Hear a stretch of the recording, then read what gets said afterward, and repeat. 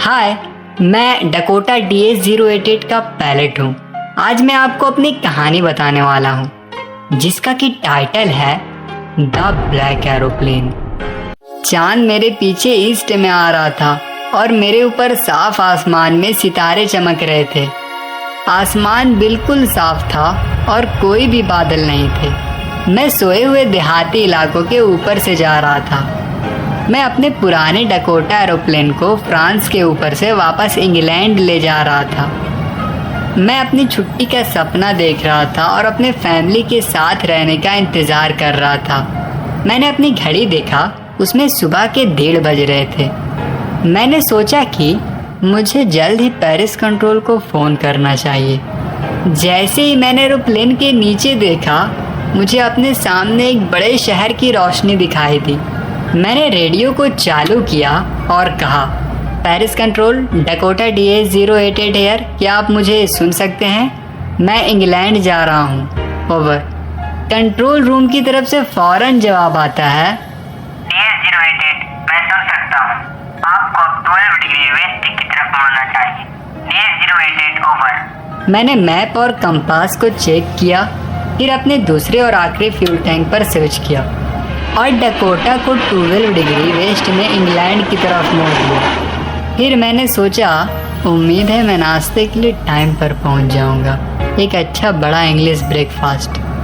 अभी तक सब कुछ ठीक चल रहा था। ये एक आसान उड़ान थी। जब मैंने बादलों को देखा तो पेरिस मुझसे लगभग 150 किलोमीटर पीछे था। तूफानी बादल, वे बहुत ही बड़े थे। वे आसमान में मेरे सामने खड़े काले पहाड़ की तरह लग रहे थे। मुझे पता था कि मैं इसके और ऊपर नहीं उड़ सकता और मेरे पास इतना फ्यूल भी नहीं था कि मैं उनके चारों तरफ नॉर्थ या साउथ में उड़ सकूं। मैंने सोचा कि मुझे पेरिस वापस जाना चाहिए, लेकिन मैं घर जाना चाहता था। मुझे वो नाश्ता चाहिए था। फिर मैंने सोचा कि मुझे रिस्क लेना चाहिए और उस पुराने डकोटा को सीधे तूफान में उड़ा दिया। बादलों के अंदर अचानक सब कुछ काला हो गया था। एरोप्लेन के बाहर कुछ भी नहीं दिख रहा था। पुराना होने की वजह से एरोप्लेन उछलकर हवा में मुड़ गया। मैंने कंपास को देखा, मुझे अपनी आंखों पर यकीन नहीं हुआ। कंपास गोल गोल घूम रहा था, वो खराब हो चुका था। दूसरे इंस्ट्रूमेंट भी अचानक खराब हो चुके थे। मैंने रेडियो से बात करने की कोशिश की, पेरिस कंट्रोल, पेरिस कंट्रोल, क्या आप मुझे सुन सकते हैं? कोई जवाब नहीं आया। रेडियो भी खराब हो चुका था। मेरे पास ना कोई रेडियो था ना कोई कंपास और मैं ये नहीं देख सकता था कि मैं कहाँ हूँ। मैं तूफान में गुम हो गया था। फिर मेरे बिल्कुल पास के काले बादलों में मैंने एक और एरोप्लेन को देखा। इसके विंग्स पर कोई भी लाइट्स नहीं थी, लेकिन मैं इसे तूफान में अपने साथ उड़ता हुआ देख सकता था। मैं देख सकता था कि पायलट का फेस मेरी तरफ है। मैं एक और आदमी को देखकर बहुत ही खुश हुआ। इसने एक हाथ से इशारा किया। मैंने सोचा कि वो बोल रहा है कि मुझे फॉलो करो।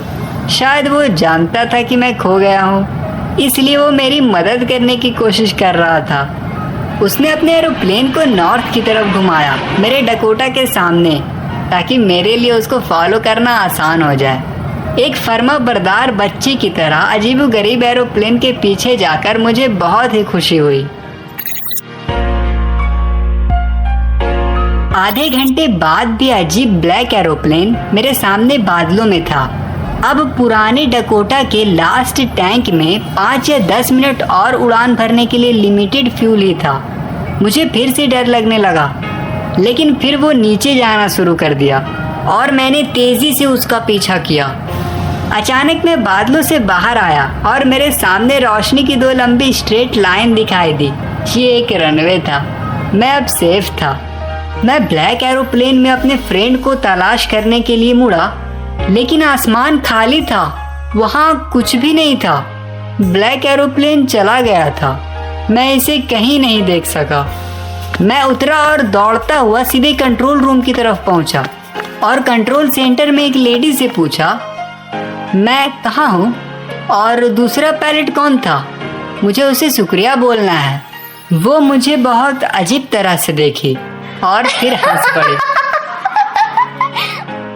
एक बाहर एरोप्लेन, इस तूफान में ऊपर। आज रात कोई भी दूसरा एरोप्लेन नहीं उड़ रहा था, सिर्फ आपका ही था जिसे मैं रेडार पर देख सकती थी। तो किसने मुझे बिना कंपास या रेडियो के और बिना किसी फ्यूल के सेफली यहाँ तक पहुँचाने में मेरी मदद की? बिना लाइट के तूफान में उड़ रहे अजीब ब्लैक एरोप्लेन का पायलट कौन था?